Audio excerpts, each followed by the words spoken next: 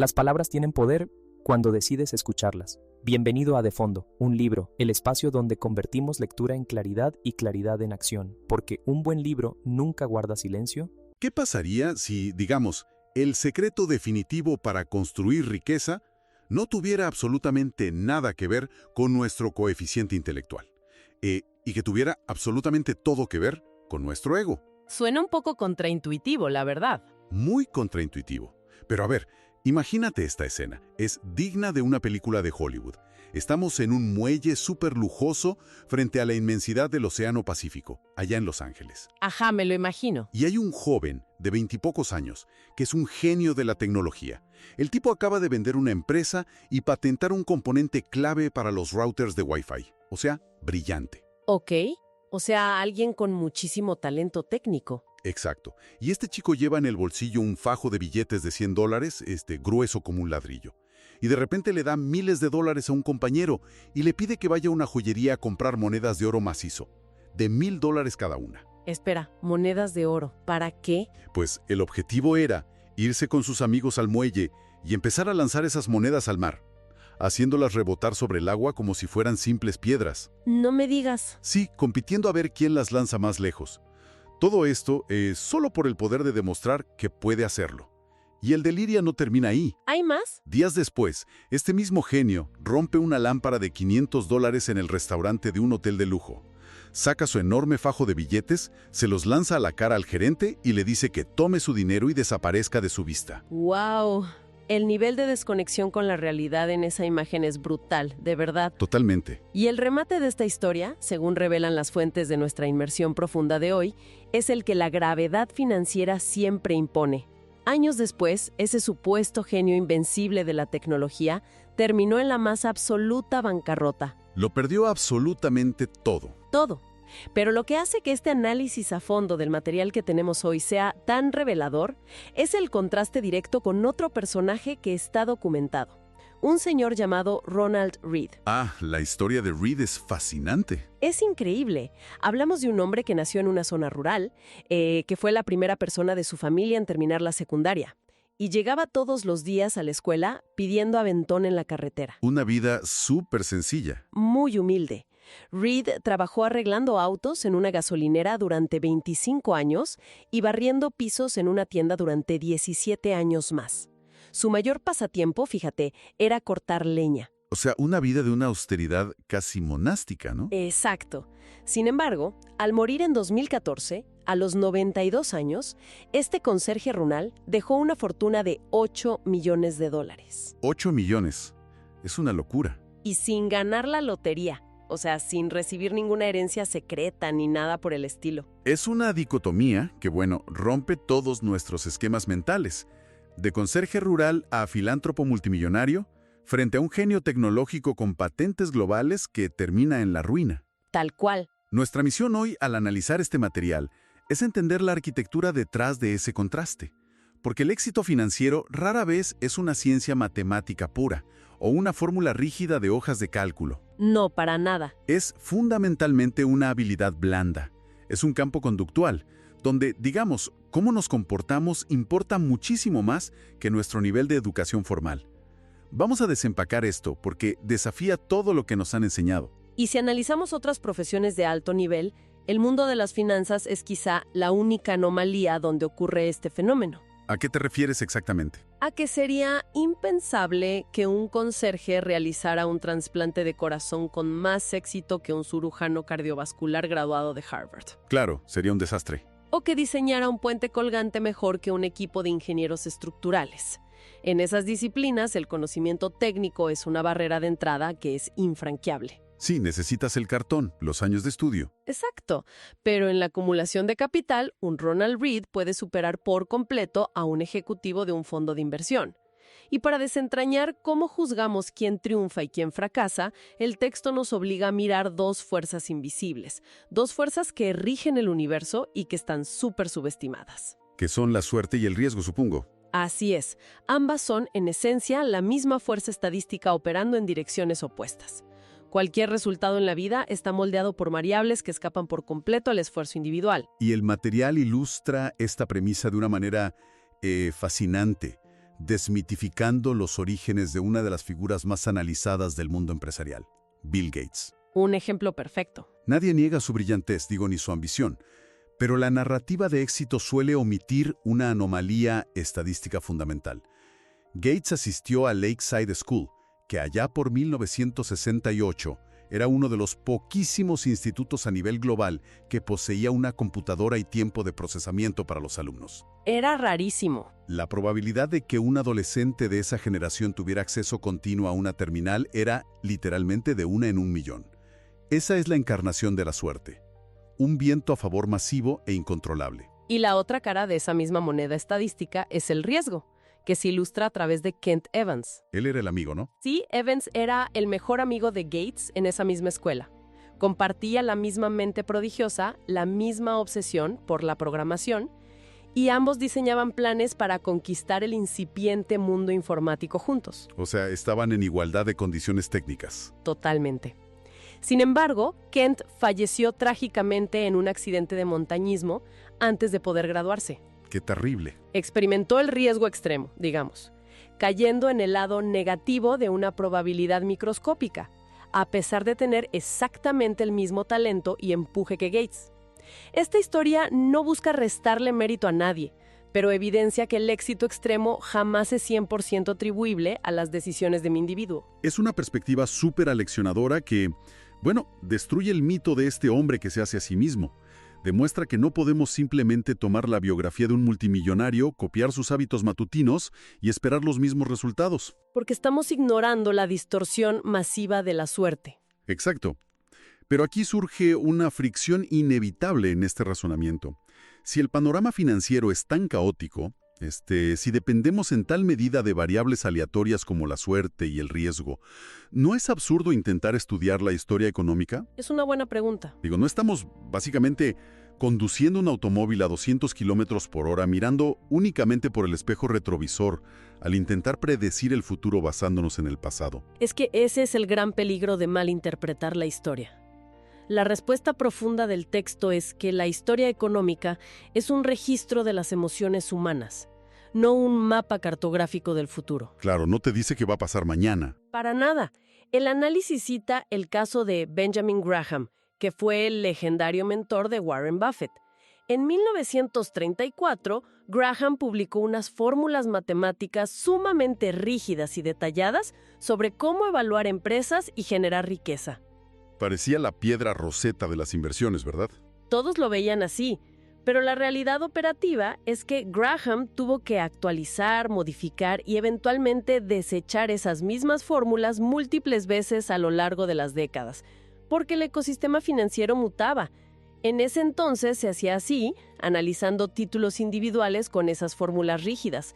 Pero hoy en día la analogía actual sería invertir de manera pasiva en fondos indexados, adaptándose a los cambios estructurales del mercado.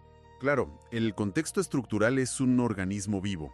Herramientas contemporáneas, como los fondos de jubilación corporativos, el capital de riesgo moderno o simplemente la inmediatez de la información digital, no existían en las épocas de las grandes crisis pasadas. Exactamente. Las reglas del juego cambian permanentemente. La economía se transforma porque se alimenta de la innovación tecnológica y de la evolución de las leyes. Sin embargo, y esta es la clave de bóveda de todo el argumento, lo fascinante de aquí es que las tendencias específicas cambian, pero el comportamiento humano frente a la codicia y el miedo permanece estable. Desde la época de los babilonios, prácticamente. Tal cual.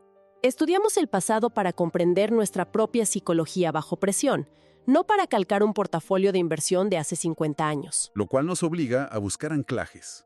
Si es imposible predecir el futuro mirando al pasado, y es inútil copiar ciegamente el éxito de otros debido a este velo de la suerte del que hablábamos, necesitamos pilares conductuales que sean inquebrantables. Sí o sí. Y aquí llegamos al núcleo de la obra. Si te vas a quedar con algo de este libro, que sean estos 3 puntos. Son fundamentales. No son meras sugerencias, operan casi como herramientas de poder o principios absolutos que dictan quién sobrevive y quién perece en el manejo del capital. Analicemos el primer superpoder, la supervivencia, o la aplicación rigurosa del margen de error. Es que la supervivencia tiene que preceder a cualquier estrategia de crecimiento. Piensa en esto. La cultura popular venera a Charlie Munger y a Warren Buffett como el dúo insuperable de las inversiones. Los reyes indiscutibles, claro. Pero hace 40 años la estructura era un trío. Existía un tercer socio llamado Rick Warren. Rick Warren, wow. Casi nadie lo menciona hoy. Nadie. Rick poseía un intelecto a la par de los otros dos y una capacidad idéntica para identificar valor. Pero durante la severa caída del mercado en la década de los 70, Rick desapareció de los libros de historia económica. ¿Y qué le pasó? El motivo subyacente fue el uso del apalancamiento financiero. Rick asumió deudas masivas para amplificar y acelerar sus inversiones. Y es crucial detenernos en la mecánica de por qué ese apalancamiento es tan destructivo. No es solo un tema de deber dinero. Es un tema de ceder el control del tiempo, ¿no? Exactamente, el tiempo. Cuando inviertes tu propio capital y el mercado colapsa, puedes simplemente sentarte a esperar. Tu horizonte temporal te pertenece por completo. Claro, nadie te apura. Pero cuando usas apalancamiento, operas en el reloj del banco. Si el valor de tus activos cae, el banco exige su dinero de inmediato, obligándote a vender en el peor momento posible. Rick Gehry no pudo esperar a que el mercado se recuperara. Fue liquidado. Sí, tuvo que vender sus acciones a Buffett a precios irrisorios simplemente para cubrir esas llamadas de margen. Perdió su asiento en la mesa porque operó sin un margen de seguridad. El material traza un paralelo brillante con los contadores de cartas profesionales de Blackjack en Las Vegas. Ah, me encanta esta analogía. Es muy buena. El imaginario colectivo los ve como apostadores temerarios. No, impulsados por la adrenalina. La realidad es que son actuarios extremadamente fríos. Saben que la matemática y la estadística están de su lado a largo plazo, pero también son plenamente conscientes de la varianza. O sea, pueden tener mala suerte a corto plazo. Claro, pueden recibir una racha de 10 manos perdedoras consecutivas por pura fluctuación aleatoria. Por lo tanto, jamás comprometen todo su capital en una sola ronda. Mantienen un margen de error súper estricto para asegurar que una racha de mala suerte a corto plazo no los expulse del casino antes de que la estadística haga lo suyo. El objetivo fundamental no es maximizar cada ganancia, es volver matemáticamente imposible la quiebra. Esa es la clave. Esa supervivencia, ese escudo protector contra la volatilidad a corto plazo, es lo único que permite que entre en juego el segundo poder innegociable, el interés compuesto como fuerza natural. Un poder gigantesco. Y confieso que siempre he encontrado las explicaciones matemáticas del interés compuesto algo áridas. Pero la metáfora de las eras glaciales que utiliza el texto cambia por completo la perspectiva. La glaciología moderna descubrió que los kilómetros de hielo que cubrieron la Tierra no fueron provocados por inviernos de frío apocalíptico. Ah, no. No, se originaron por veranos inusualmente frescos. Veranos que simplemente no lograron derretir toda la nieve acumulada en el invierno previo. Es un fenómeno de acumulación marginal.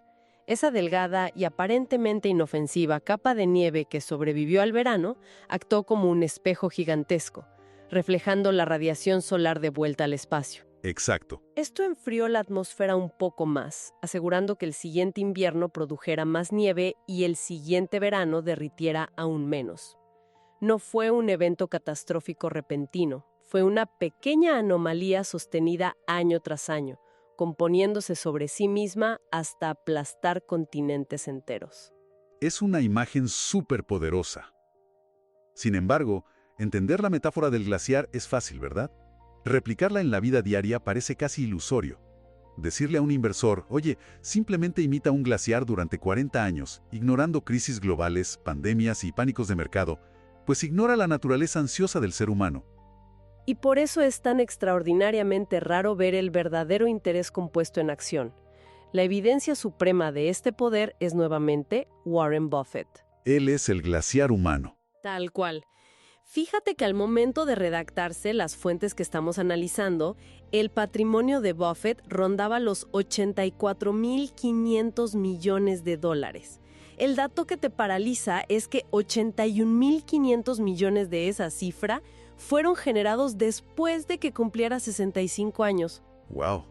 Eso es ridículo. Es que su mayor habilidad no es necesariamente la selección de acciones, es su longevidad en el mercado sin interrumpir el proceso de composición innecesariamente. Como subraya el texto de forma un poco irónica, el manual más efectivo sobre creación de riqueza no requeriría gráficos complejos, constaría de una sola página, con la instrucción: cállate y espera. Cállate y espera. Qué difícil. Pero sostener esa espera estoica requiere dominar el tercer y más elusivo de los poderes. El poder de, digamos, lo suficiente.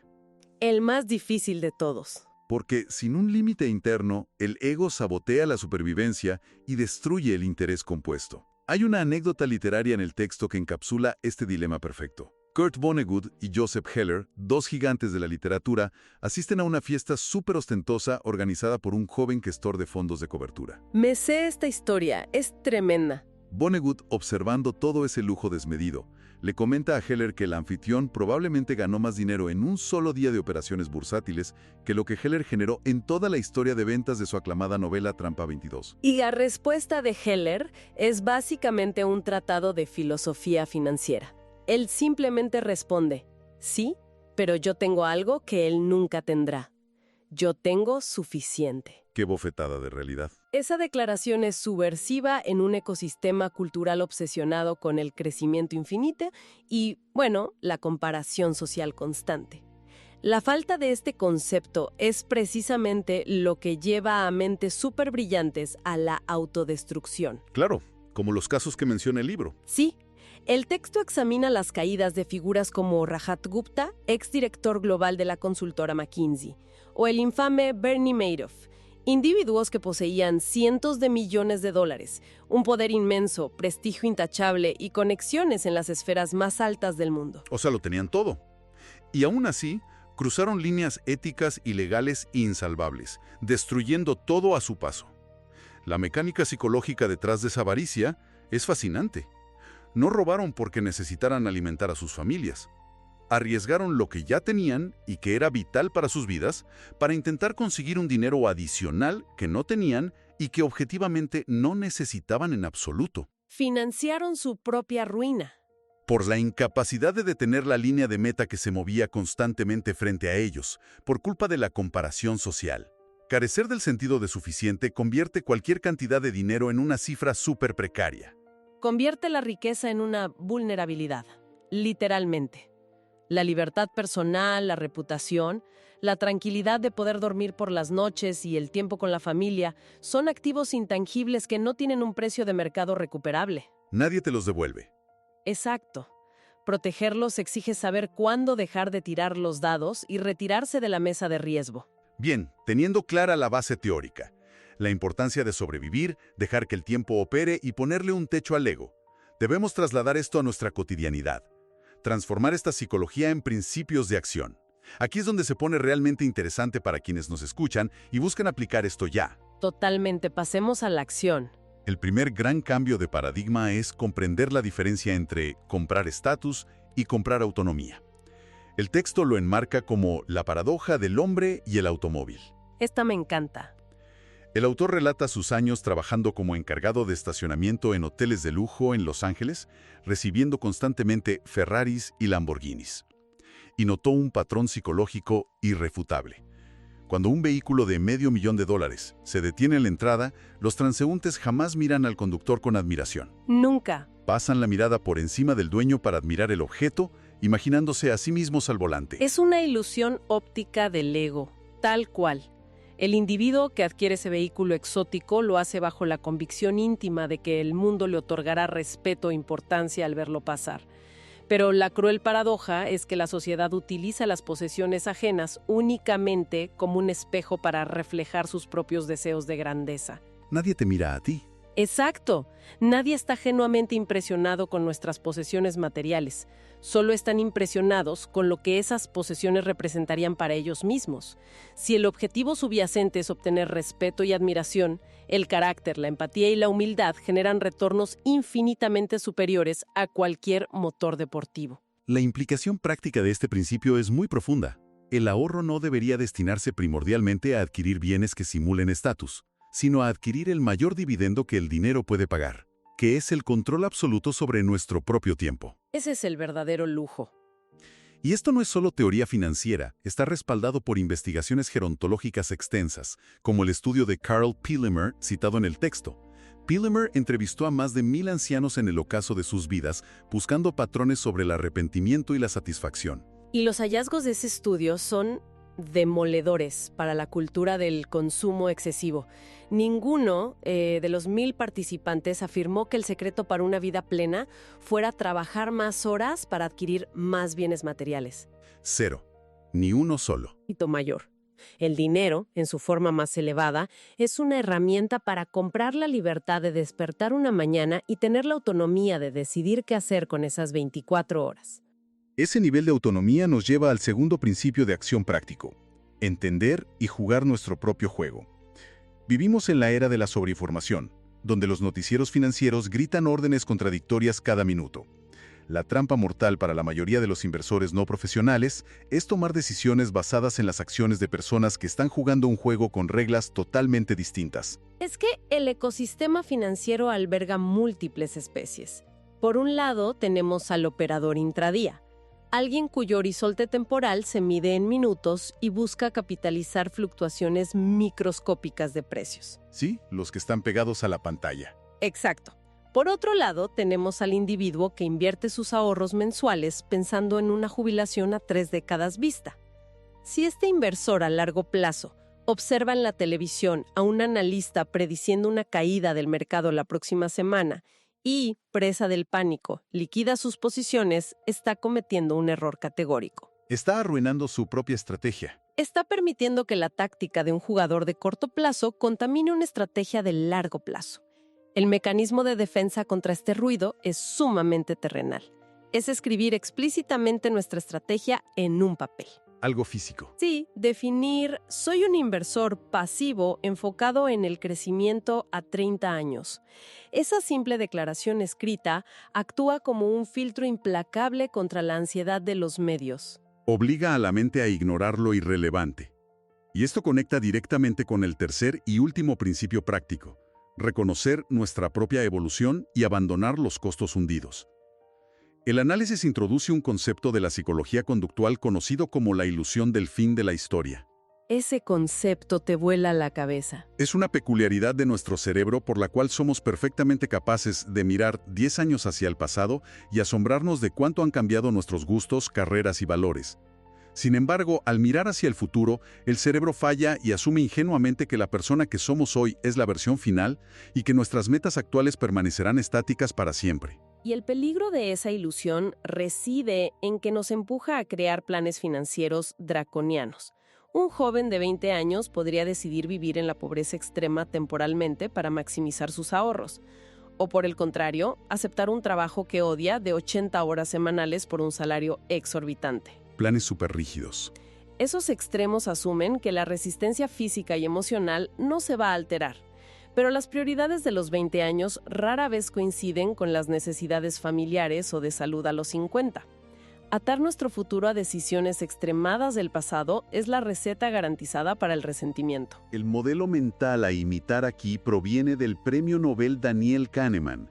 Sus colegas observaban con asombro cómo Kahneman podía invertir meses de investigación en una teoría o escribir capítulos enteros de un libro, y si de pronto encontraba un fallo fundamental o cambiaba de perspectiva, destruía todo el trabajo sin el más mínimo atisbo de frustración. ¡Qué capacidad de desapego! Su justificación era tajante. Él decía: no tengo costos irrecuperables. La flexibilidad psicológica es, en sí misma, un activo financiero enorme. Totalmente. Aceptar la inevitabilidad del cambio implica que si una trayectoria profesional o una inversión a largo plazo deja de alinearse con la persona en la que nos hemos convertido, debemos soltarla. Permanecer atados a una mala decisión únicamente por el tiempo o el capital que ya se invirtió en ella, que es la famosa falacia del costo hundido, es simplemente agravar el error. Ajustar la vela a los nuevos vientos no es debilidad, es supervivencia adaptativa. Al llegar al final de este recorrido analítico, resulta evidente que estudiar la psicología del dinero termina siendo un ejercicio sobre cómo diseñar una vida con propósito. Sin duda. Si conectamos todo esto con el panorama general, emergen verdades que desafían la intuición. La sociedad nos condiciona para equiparar la riqueza con objetos tangibles. La mansión, los trajes a medida o incluso la demostración patológica de poder al romper una lámpara en un hotel, como decías al principio. El delirio del ego. Sí, pero la riqueza real, la que proporciona paz mental, es la riqueza invisible. Son las carteras de inversión construidas a base de automóviles no comprados, de actualizaciones tecnológicas ignoradas, de estatus no reclamado. Esa riqueza invisible se transfiere a opciones de vida. Te da margen de maniobra. Otorga la capacidad de rechazar un ascenso tóxico, de tomarse un año sabático para cuidar la salud o simplemente de respirar sin la presión asfixiante de la deuda. Y por supuesto, atravesar las décadas necesarias para construir esto conlleva soportar mercados bajistas y crisis económicas. Pero esa volatilidad no debe verse como un castigo. ¿Cómo deberíamos verla entonces? Usando una metáfora del texto, la volatilidad es como comprar un boleto para un parque de diversiones. Cuesta dinero y pagar la tarifa puede doler en el momento. Pero no es una multa por cometer una infracción. Es el precio de admisión legítimo para disfrutar del viaje a largo plazo. Me encanta. Es reescribir por completo nuestra relación con la incertidumbre. Y para cerrar nuestra inmersión profunda, hay un concepto final y súper provocativo en estas fuentes que merece nuestra atención. Las ficciones tentadoras. Ah, claro. El autor comparte el testimonio documental de una anciana centenaria a la que le preguntaron cuál había sido el día más feliz de su prolongada vida. Su respuesta fue inmediata y sorprendente. Dijo que el día del armisticio de la Primera Guerra Mundial, en 1918. ¿Qué respuesta tan específica? El motivo que dio fue que ese día ella y el resto de su generación tuvieron la certeza absoluta de que el mundo jamás volvería a ver un conflicto bélico. Pensaron que las guerras se habían terminado para siempre. Y el peso trágico de esa respuesta recae en que tan solo 21 años después, la humanidad se sumergiría en la Segunda Guerra Mundial, el evento más destructivo de la historia documentada. Nos muestra cómo el ser humano tiene una necesidad casi biológica de creer en narrativas que le otorguen control sobre un universo caótico. Creemos lo que necesitamos creer para aliviar la ansiedad. Esas son las ficciones tentadoras. Las creamos en la política, en la sociedad y, por supuesto, en nuestras finanzas personales. Nos contamos historias para sentirnos seguros. Exacto. Así que el desafío intelectual que queda sobre la mesa tras esta disección es el siguiente. ¿Cuáles son esas ficciones tentadoras que nos estamos contando a nosotros mismos sobre nuestro futuro financiero en este momento preciso? Quizás sea la ilusión de que nuestros ingresos actuales están garantizados para siempre, o que cierta racha de buena suerte en el mercado es producto exclusivo de nuestra brillantez. Desmantelar esas ficciones internas es el verdadero umbral hacia la madurez económica. Es un golpe de humildad necesario. Al final del día, recuerden, el éxito financiero no es una ciencia reservada para los genios, es un hábito diario al alcance de cualquiera.